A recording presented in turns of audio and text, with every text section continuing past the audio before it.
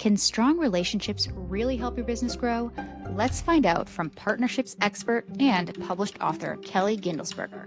It's so important to understand your customers, understand what's important to them. It's not just about business and the sale. People want to buy from people that they like and people that they trust and people that know them. I feel like partnerships is just really an important aspect of life to connect good people, good workers, good products, to advocate for those that are good and worth working with. And that's part of partnerships. You put good things out there and you highlight good products and you highlight good people, and the universe will bring it back.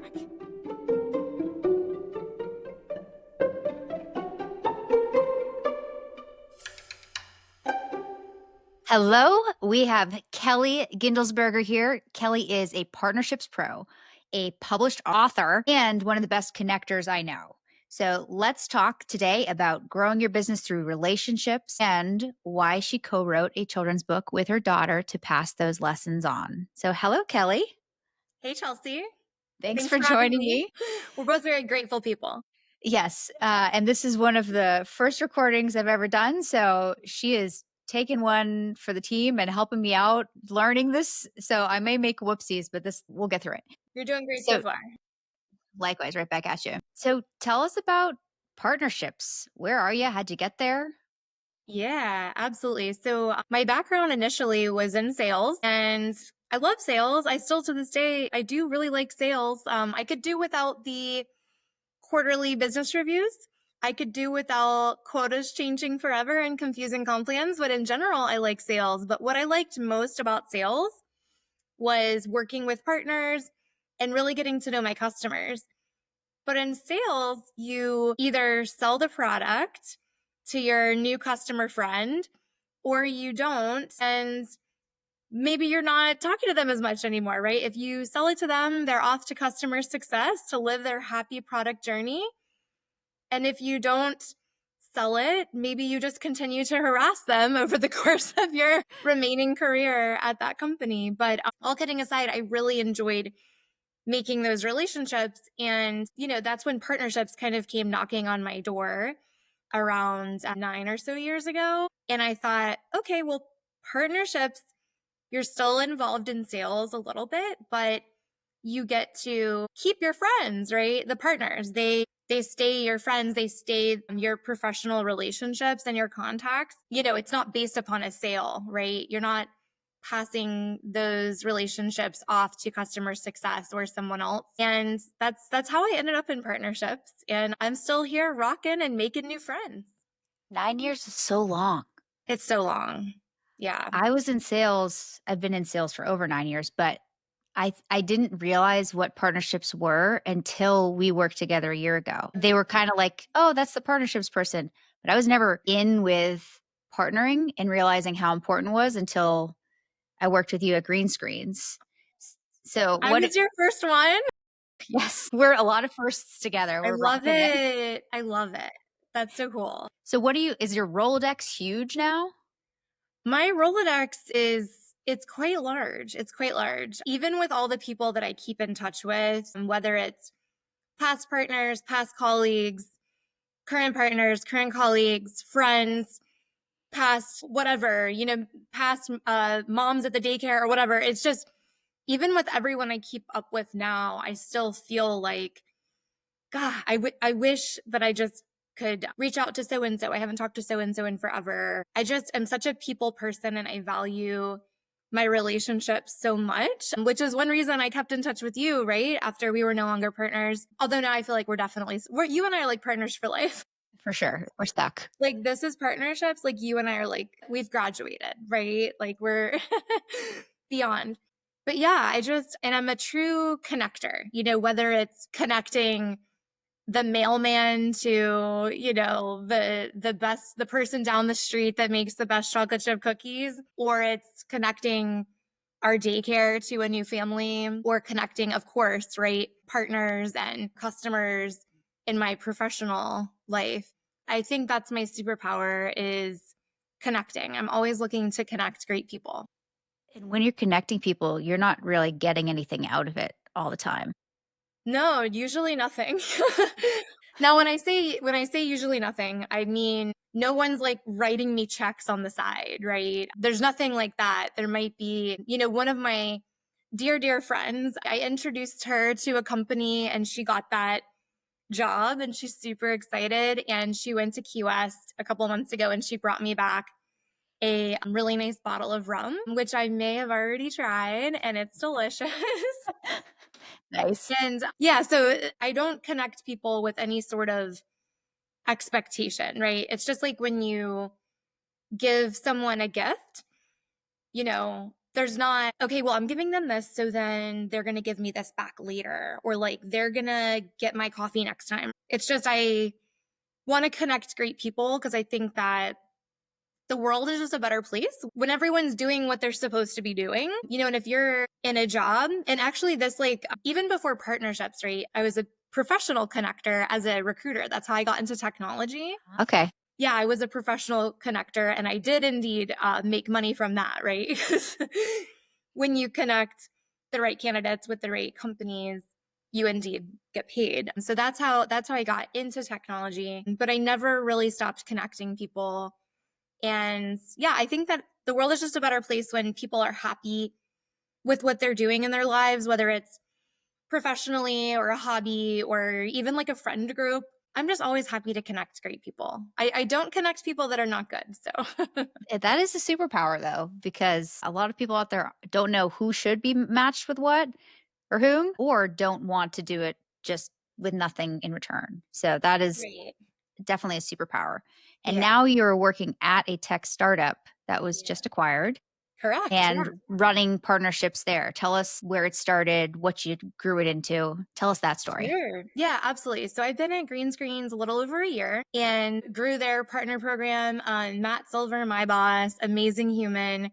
He had sort of laid the foundation for partnerships at Green Screens, where our motto is really just better together, right? So it's, could working with another partner, another technology company, maybe getting an integration together, would that foster a better workflow, a better experience for a mutual customer? And if that answer is yes, and we have a customer that says, yeah, that would be really helpful, I would really appreciate an integration, you'd save me some clicks, you'd make my life a lot easier, then we're always up for that conversation. Continuing to grow that partner ecosystem has been just a lot of fun. That's how we met.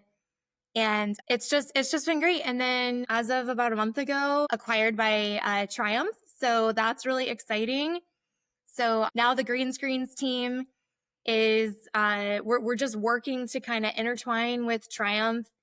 They also acquired ISO at the end of last year.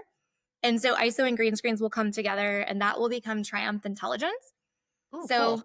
lots of exciting things to come there. And I've really enjoyed getting to connect with my new Triumph colleagues. Were you partners with anybody at Triumph before the acquisition? Or No, I no? was not. I was not actually. And I really only knew one gentleman from Triumph from my days at Parade. There was someone I worked with at Parade that had formerly worked with somebody at Triumph. So he found me at a show and we started talking about maybe even a potential partnership when I was there and just ended up networking. And so yeah, I didn't really know anyone. So now I have opportunity to make lots of new friends at Triumph. They've Very got true. quite a big company. Yeah, from a little startup to now a huge company in the same Yes, space yes. of tech. Yeah, yes. What are some things that somebody is thinking, I need partners to partner my software, or I need to partner someone in my company with some other company to help grow faster? What are some you should do this first ideas? Yeah, that's a great question. So, a lot of companies, especially startups, right, they're not big enough to even hire a partnerships person, right? Some of the partners I work with now, their CEO is also the head of sales and marketing and partnerships.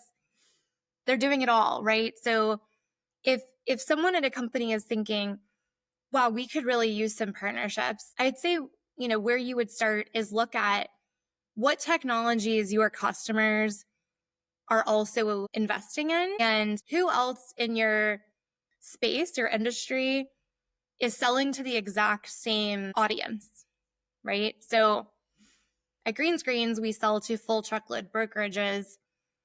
And so when we look to partner, that's my first question. Are you also selling to full truckload brokerages? And then understanding how we could potentially work together. And if there's not an opportunity to work together on an integration level, just like when you were at your previous employer, we identified that doesn't seem like a fit, but what does seem like a fit is networking and helping each other understand who the right contacts would be at different accounts and providing insight. Because at the end of the day, we are selling to the same people. Why not help each other out? Are there any vetting things that you do before you partner with someone? How do you know? If they're legit. Yeah. We have had some really, really, really interesting people reach out. As far as vetting, I always go to their website. That's step one. Some of these companies are just so small, right? Some of them might not even have a customer yet. Mm. And I go to their website, I go to their LinkedIn. If there's no LinkedIn yet, I'm kind of thinking, all right, maybe we give them a little time. But I do seek to understand, how many customers do you have? And do we have any mutual customers? Because if we don't have a mutual customer yet, it just might not make sense to integrate. We might want to wait a couple quarters or until a customer requests it. Otherwise, it might be a waste of energy at that time. But of course, I'm always up for keeping in touch and seeing how we can help each other in the interim. For sure. What are some no-nos and red flags you've seen?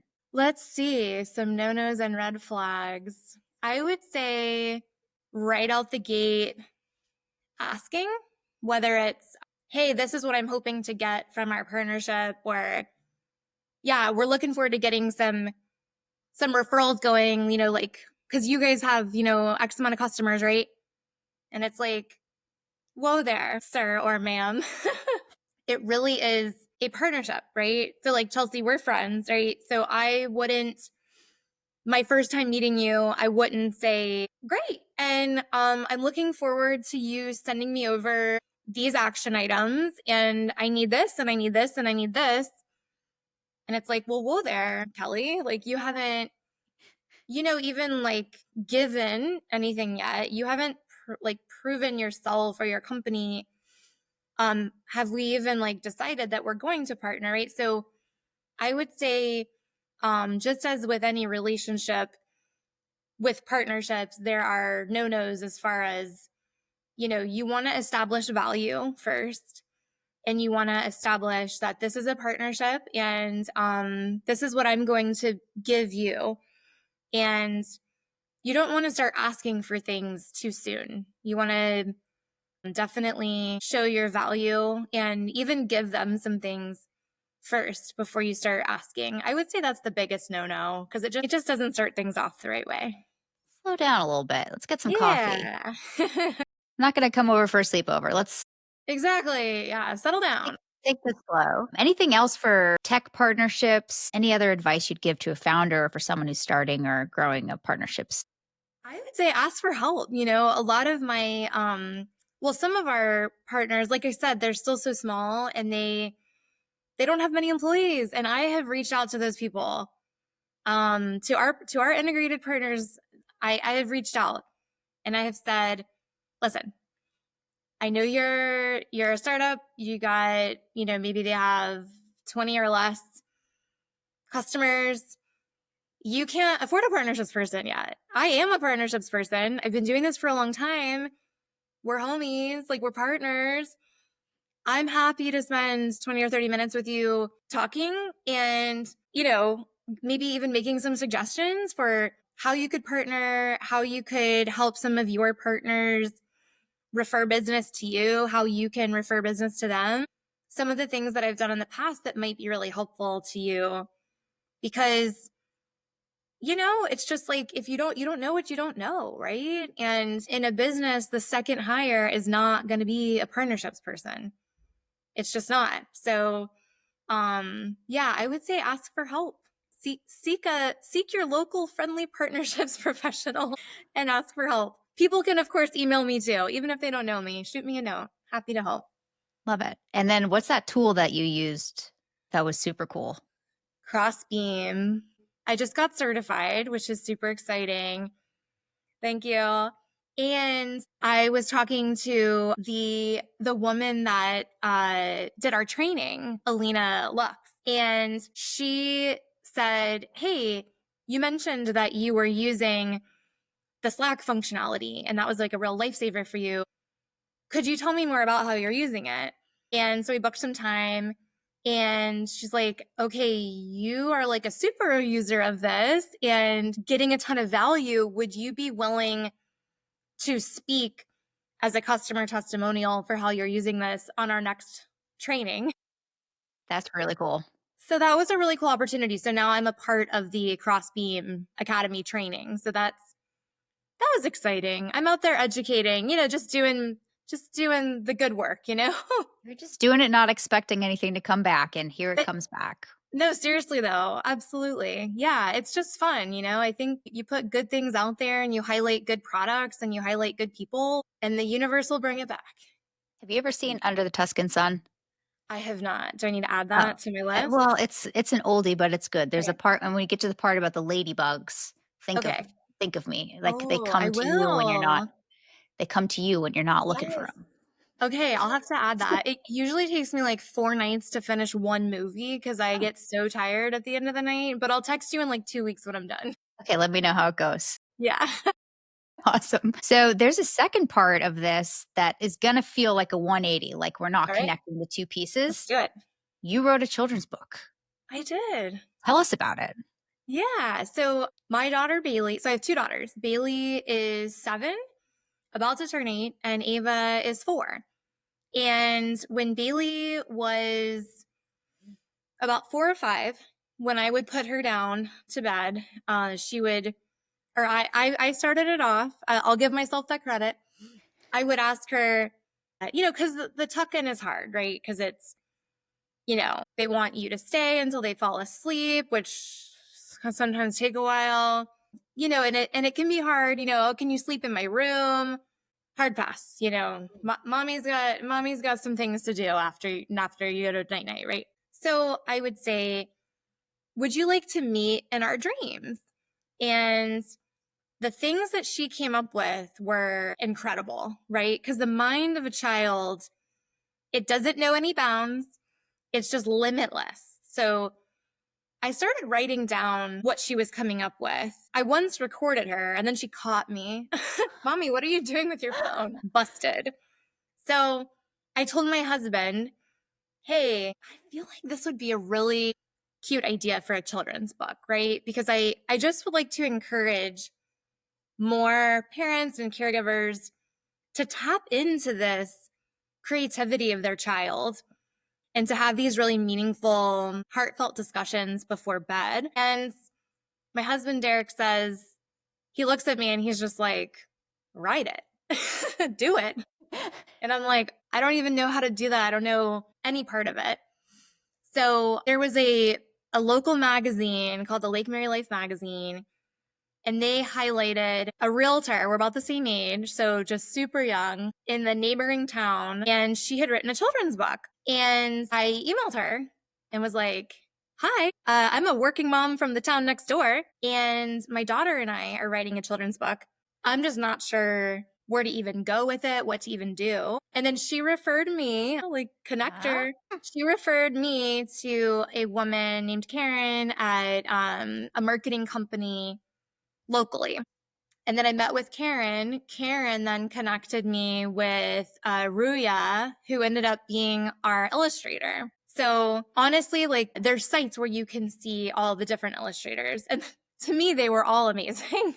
how do you pick? I'm like, how do I even pick? But they said, Ruya was amazing to work with. And so I loved her art. So I'm like, let's do it. So the book starts out, so it's called Meet Me in My Dreams. It's on Cute. Amazon, it's on Kindle, it's on Audible. The Audible version is Bailey and I reading it.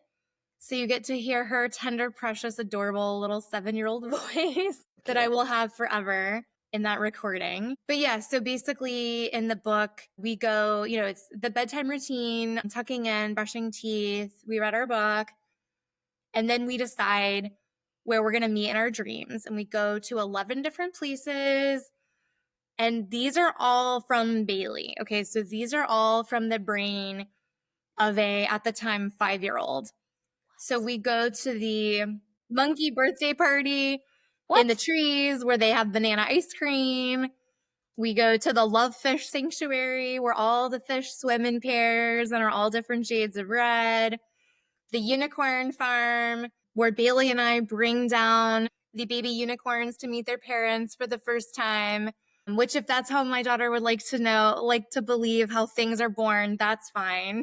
As long as you can leave it like that, that's Just fine. leave it like that. That's how everything is born, baby. But yeah, we just had so much fun writing it. And to be honest, when we were putting it together, and I involved her in every part of the decision, every part of it, because I wanted this to be a learning experience for her as well, right? So, Bailey, what order should we have these stories? Bailey, the illustrations came back. What feedback do we need to give to Miss Ruya? What font should we use for the cover of the book? All of it. Even when I'm doing an Amazon ad campaign now, I ask her, like her inputs because it's just important, and these are business decisions, and she's my business partner, she's my co-author, and we've gone to about 6 or 7 different preschools, daycares, and done readings.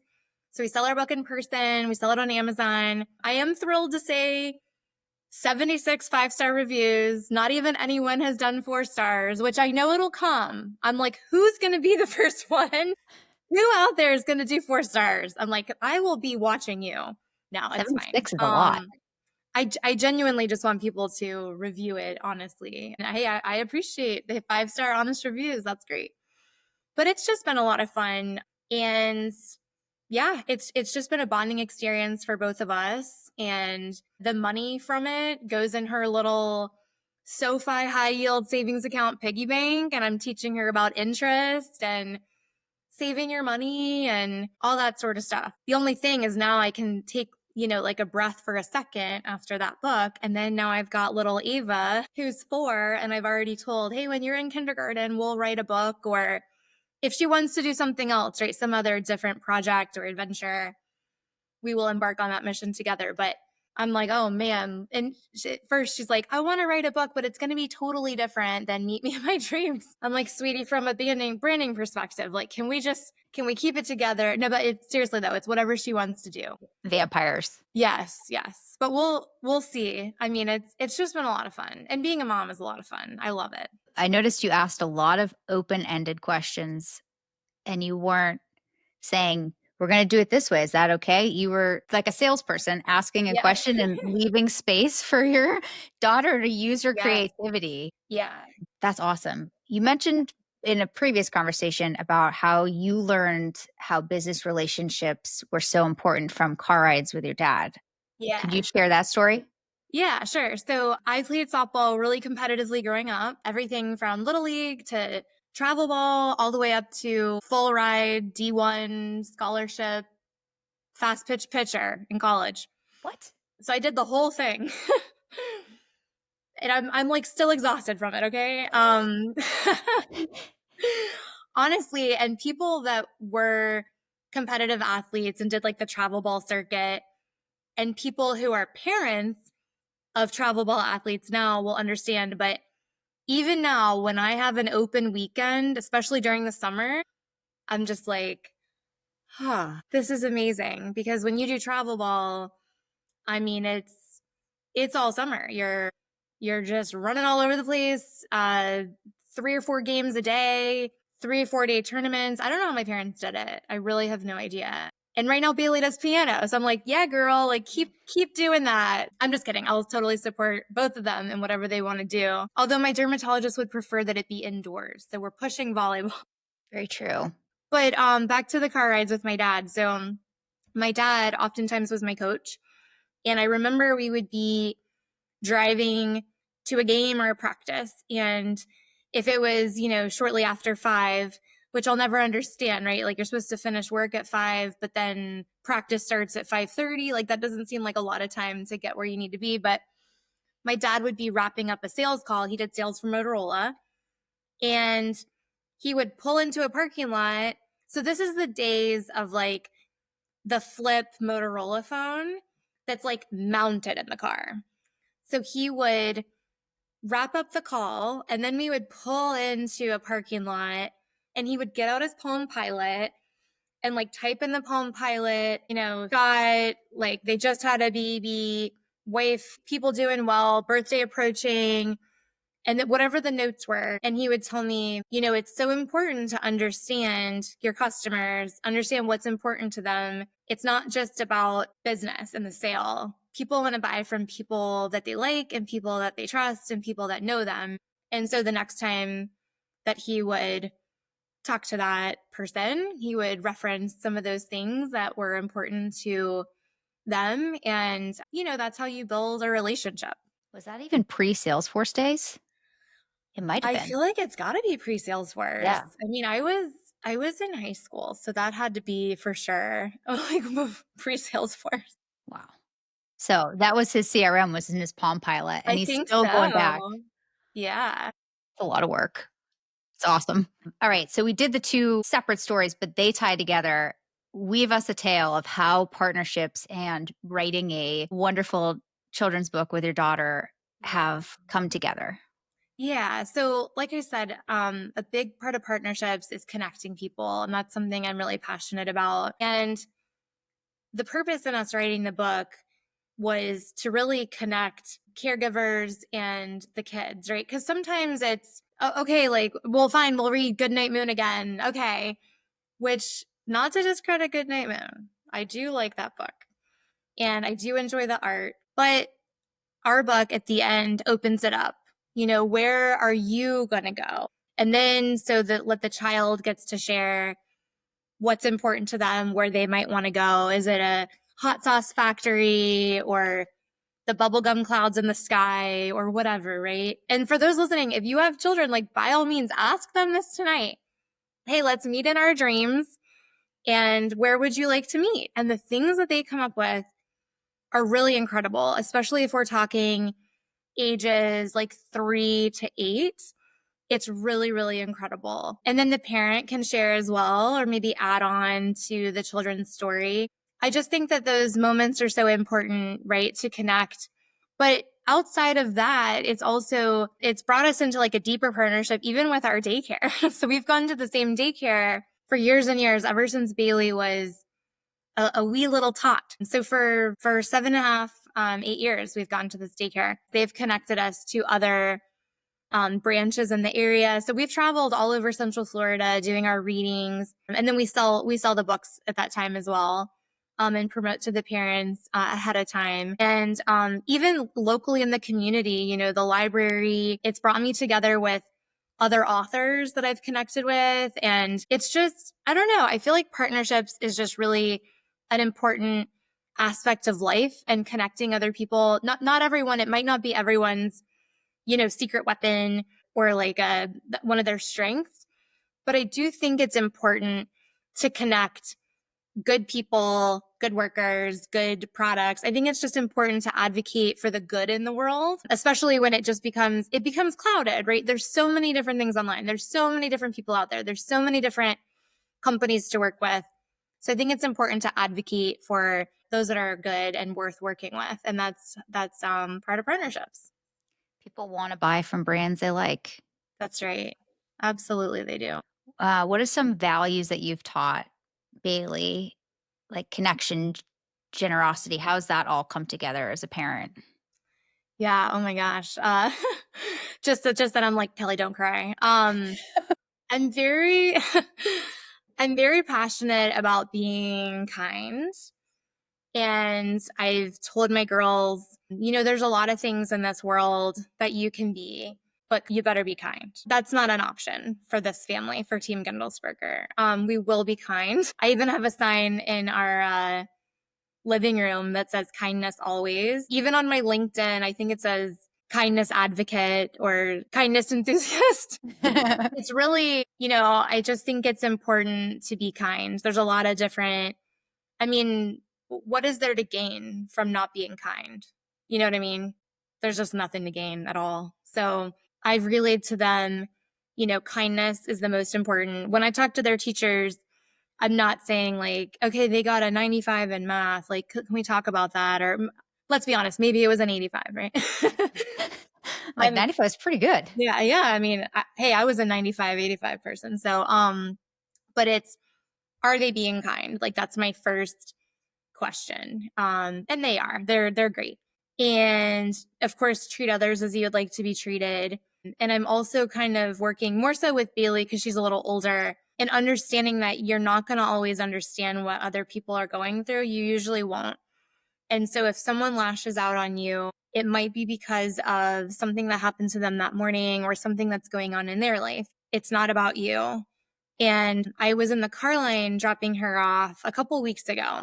And I look behind us and this woman is just yelling at this daughter who's in the front seat, which by the way, not tall enough to be in the front seat. Just yelling, screaming, just like grabbing the steering wheel, like shaking her head. And I don't know what's going on, right? I have no idea, but I just told Bailey, because they were selling, they call them smensels. They're smelly pencils. Smensels? I want one. It's like, think of like a scratch and sniff sticker, but it's a pencil. They are pretty cool. So they sell them for like every Friday. It's like a fundraiser. They sell them for $1. And so I gave her $2 and I said, I want you to buy a smensel for the girl in the car that gets out behind us. And you don't need to ask anything, say anything.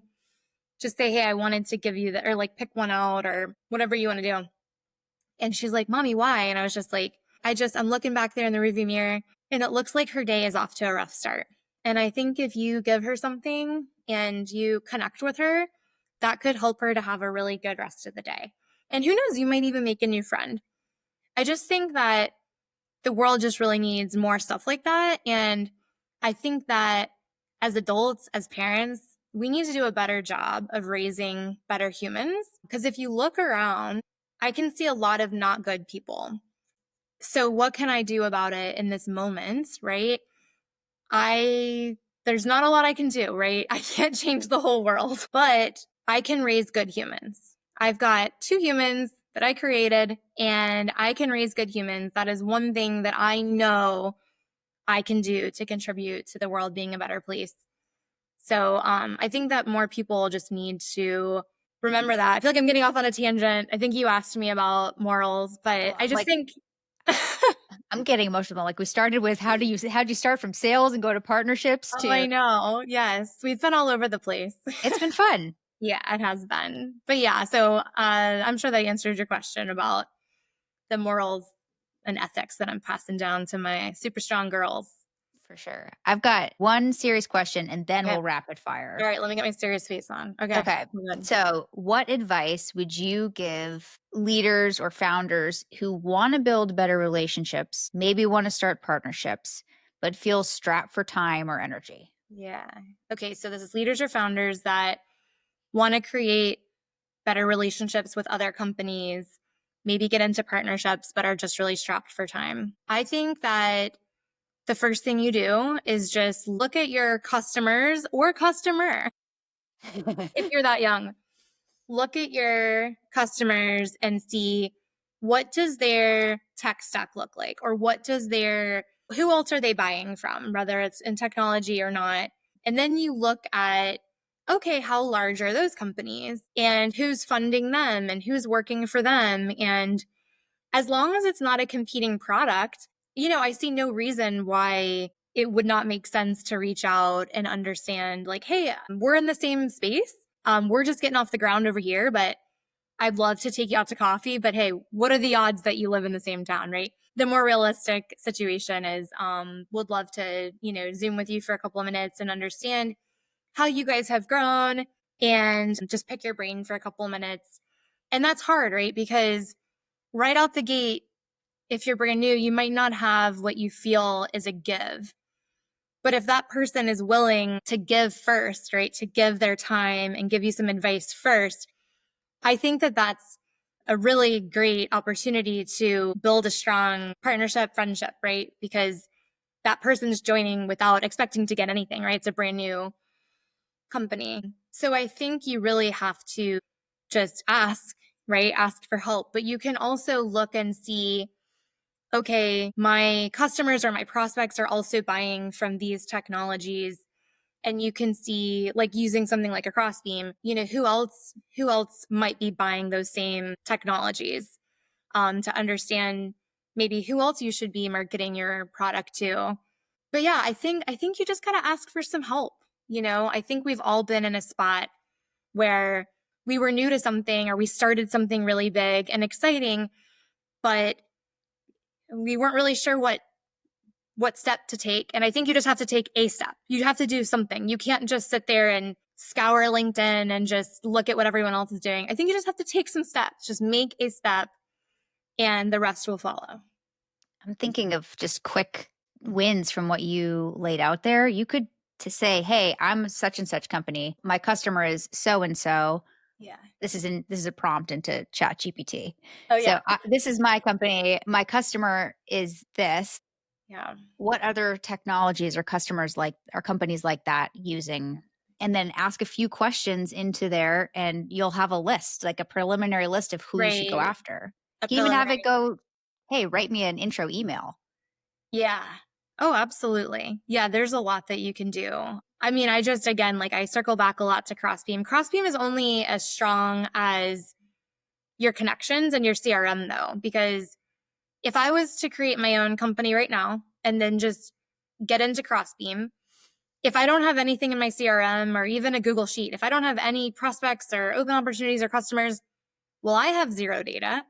And then if I don't have any partners yet, I don't have any connections. So there's literally just like nothing there. So you have to put in the work, right? And find out who should you even partner with. And they have a website, I think it's Partnerbase.io, where it shows the companies that are on Crossing. You can search up and see, I think you can even see who they are connected with. I could be wrong on that, but I mean, there's definitely sites out there where you can see what companies are working together and integrated and partnered. I mean, honestly, even if you were to go to, like, if someone was to go to Green Screen's website right now, they can see who our partners are and that, or they are, our integrations. And that way they can understand, oh, okay, the customers that buy green screens are also buying these technologies as well, right? So there's a lot you can even do on your own before you start asking questions, or even when you reach out to someone, you could say, if you're not the right contact at the company, or even if there's a different partner in the space that you'd recommend I connect with,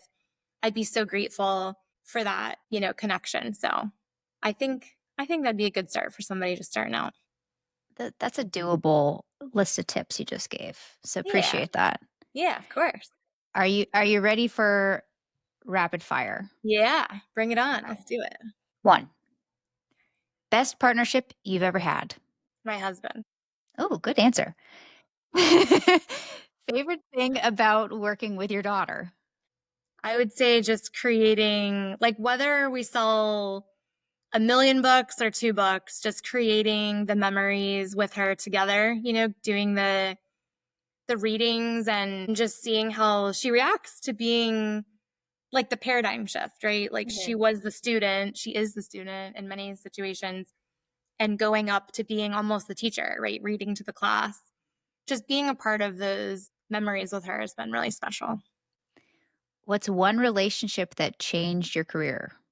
I'm going to say my relationship with my friend Jackie Flake. She and I played softball together when we were freshmen. Well, I was a freshman, she was a junior in high school. And she's my maid of honor. I've just known her forever. But in 2012, she came to visit me in Fort Worth, Texas. I was a marketing manager for a food service company. And I just was like, I just think I want to do something else. And she said, you have to get into tech. You have to. You'd be perfect for it. And her friend, John, connected me with the recruiter where I ended up working as a tech recruiter. And the rest is history. That was a door that was opened for me by someone who believed in me and was willing to put their name on the line with their friend to give me a shot. And I always say, like, you can open the door, right? But you can't like walk through it for them, right? So they opened the door, I walked through it. And I think that is what started my passion about helping other people. We didn't talk about this much, but I'm really passionate about helping friends and just get into the right job, right? What's that? You hate your job? Okay, let's workshop this. Like, let's talk about this. I know some people, I'll put some feelers out. And I just think people should be happy in their job. But that's a very long answer to your very short question, but Dig it. that really impacted my career because it changed everything. I love those moments, the big twists or the big pivots. Yeah. Finish this sentence. Growth happens when. People work together. What's one thing you're learning or working on yourself this year? Spanish. Ooh, Yeah. see. See, senorita. We can get on cafe with at the end of the year and to do a few sentences together. Yes. The Duolingo owl is mostly upset with me, though. Anyone that has Duolingo will understand what I'm talking about. But that owl gets real upset if you don't come back day after day. Does So it like jump he's at you? quite upset that I haven't made time for him lately, but I need to prioritize it more. But I would like to get a lot better with my Spanish. Okay. Yeah. We could just say by the end of the year, we're going to have a 5 sentence conversation Yes. I think over that's coffee. a great goal. It's a smart goal. A smart goal. It really is. Yep. I love that. So as we wrap up, where can people find you? I'm going to put the links below as well, but where would you like Sure. people to reach out to you? Yeah, sure. I'm on LinkedIn. You can find me there, Kelly Gindlesperger. That's where I'm at. I would love to collaborate, love to make new friends. I pretty much do it professionally. So, You're but yeah, teaching and other Chelsea, people how to do it that's professionally. right. Yeah, absolutely. And Chelsea, thanks so much for having me on. This has been really fantastic. Thank you. I'll see you soon. Okay, bye.